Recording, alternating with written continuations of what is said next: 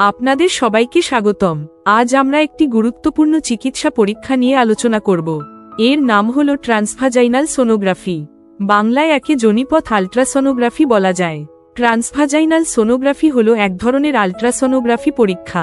এই পরীক্ষায় ডাক্তার একটি বিশেষ প্রোব বা যন্ত্র যোনিপথে প্রবেশ করান। এই প্রোব থেকে সাউন্ড ওয়েভ বা শব্দ তরঙ্গ বের হয়। এই শব্দ তরঙ্গ শরীরের ভিতরের অঙ্গ প্রত্যঙ্গের ছবি তৈরি করে। এই পরীক্ষার মাধ্যমে জরায়ু, ডিম্বাশয়, সার্ভিক্স এবং পেলভিসের অন্যান্য অংশ ভালোভাবে দেখা যায়। বিশেষ করে প্রেগন্যান্সির প্রাথমিক পর্যায়ে এই পরীক্ষা খুবই উপকারী। কেন এই পরীক্ষা করা হয়? ট্রান্সভাজাইনাল সোনোগ্রাফি সাধারণত কয়েকটি কারণে করা হয়, যেমন 1. প্রেগন্যান্সির প্রথম দিকে ভ্রূণের অবস্থান ও হার্টবিট দেখার জন্য। 2. জরায়ু বা ডিম্বাশয়ের কোনো সমস্যা আছে কিনা তা যাচাই করতে। 3. অস্বাভাবিক রক্তক্ষরণ বা পেলভিক পেইনের কারণ খুঁজে বের করতে। 4. বন্ধ্যাত্বের কারণ বুঝতে। 5. ফাইব্রয়েড, সিস্ট বা টিউমার খুঁজে বের করতে। কিভাবে পরীক্ষা করা হয়? এখন বলি, এই পরীক্ষা কিভাবে হয়। প্রথমে আপনাকে পরীক্ষা কক্ষে নিয়ে যাওয়া হবে। সাধারণত আপনাকে কোমর পর্যন্ত জামা খুলতে বলা হবে। আপনি একটি বিশেষ চাদর বা গাউন পরে শুয়ে পড়বেন। এরপর ডাক্তার বা টেকনোলজিস্ট আল্ট্রাসোনোগ্রাফির প্রোবটি একটি পাতলা কন্ডোম এবং লুব্রিক্যান্ট দিয়ে কভার করবেন। এরপর আস্তে আস্তে যোনিপথে প্রবেশ করানো হবে।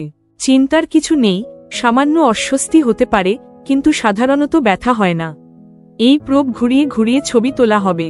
পুরো পরীক্ষা প্রায় 5 থেকে 15 মিনিট সময় নেবে। পরীক্ষার আগে কিছু করণীয় আছে কি? কিছু ক্ষেত্রে পরীক্ষা করার আগে প্রস্রাব ফাঁকা করতে বলা হয়। আবার কোনো সময় মূত্রথলি অর্ধেক ভর্তি রাখতে বলা হতে পারে। ডাক্তার আপনার কেস অনুযায়ী নির্দেশনা দেবেন। পরীক্ষার পর কি হয়? পরীক্ষা শেষ হলে প্রোবটি সরিয়ে নেওয়া হবে।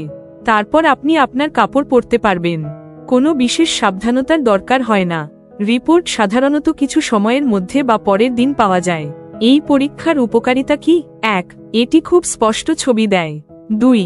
প্রেগন্যান্সির প্রাথমিক পর্যায়ে ভ্রূণ দেখা যায়। 3. জরায়ু, ডিম্বাশয় এবং পেলভিক অঙ্গের রোগ সহজে ধরা যায়।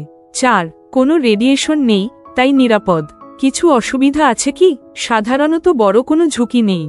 সামান্য অস্বস্তি বা খুব সামান্য রক্তক্ষরণ হতে পারে। খুব কম ক্ষেত্রে সংক্রমণ হতে পারে, তবে এটি অত্যন্ত বিরল। উপসংহার: এই ছিল ট্রান্সভাজাইনাল সোনোগ্রাফি নিয়ে বিস্তারিত আলোচনা।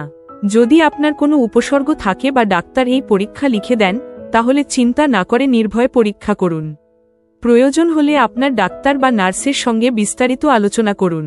শুভকামনা।